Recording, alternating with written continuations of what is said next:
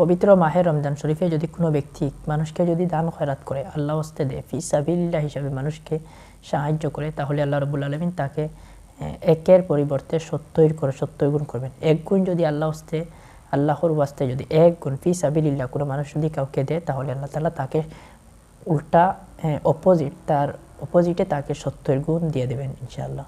তো আমরা যেন বেশি বেশি করে রমজান মাসের মধ্যে সদকা এবং খয়রাত করতে পারি। আপনি কাউকে যদি 1 টাকা দিয়ে দেন, আল্লাহ রাব্বুল আলামিন আপনাকে 1 টাকার বদৌলতে 70 টাকা দেওয়ার সওয়াব দিয়ে দেবে।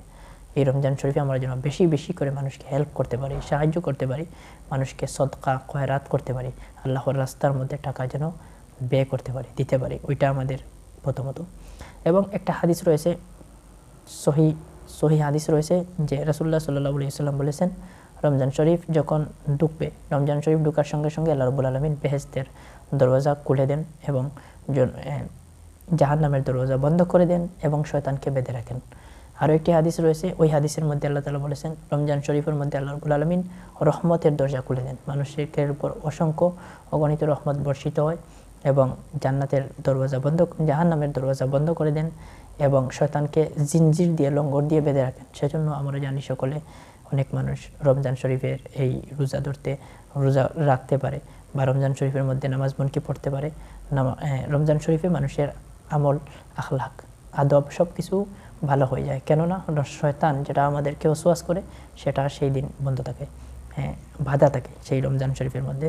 তো সেই ক্ষেত্রে আমরা সকলে এই রমজান শরীফ ভালো করে যেন রোজাগুলো রাখতে পারি। আর একটা কথা রমজান শরীফ উপলক্ষে, যে রমজান শরীফে অনেকে কি হয়, মাথা গরম হয়। রমজান শরীফে আল্লাহ রাব্বুল আলামিন বলেছেন যে আপনি রাসূলুল্লাহ সাল্লাল্লাহু আলাইহি ওয়াসাল্লাম বলেছেন যে রোজা আপনি রাখতে হলে আপনার জবানকে আপনি হেফাজত করতে হবে, আপনার জবানকে আপনি হেফাজত করতে হবে। আমি অনেক ভিডিওর মাধ্যমে বলে দিই, 3টা জিনিসকে আপনি রমজানে হেফাজত করতেই হবে।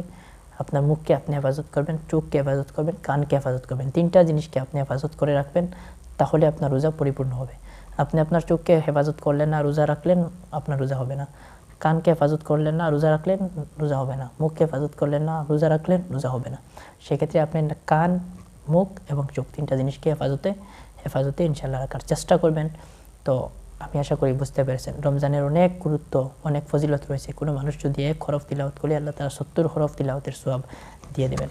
তো আরও রয়েছে অনেক। আল্লাহ রাব্বুল আলামিন বলেন যে এই রমজান শরীফের বদলা আমি কাউকে কোনো বদলা দেব না, আমি নিজে স্বয়ং আমি আল্লাহ রমজান শরীফের বদলা, তাদের স্বয়ং আল্লাহ রমজানের বদলা, রোজার বদলা আমাদেরকে স্বয়ং আল্লাহকে আমরা পেয়ে যাব। তো এর থেকে বড় কি বদলা হতে পারে, বড় নিয়ামত কি হতে পারে? তো সেই ক্ষেত্রে আমরা এই পবিত্র মাহে রমজান শরীফের রোজাগুলো যেন সহি শুদ্ধভাবে, নেকভাবে আদায় করতে পারি। তো আজকের ভিডিওটি দেখে আপনাদের কেমন লেগেছে? যদি ভালো লাগে থাকে অবশ্যই সাবস্ক্রাইব করবেন এবং ফেসবুক পেজ থেকে দেখলে অবশ্যই ফলো করে ভিডিওটি শেয়ার করে আমাদের পাশে থাকুন। তো সকলে ভালো থাকুন, সকলে সুস্থ থাকুন। দেখা হচ্ছে সকলের সাথে নতুন আরও একটি ইসলামিক ভিডিওর মাধ্যমে। ধন্যবাদ। খুদা হাফেজ।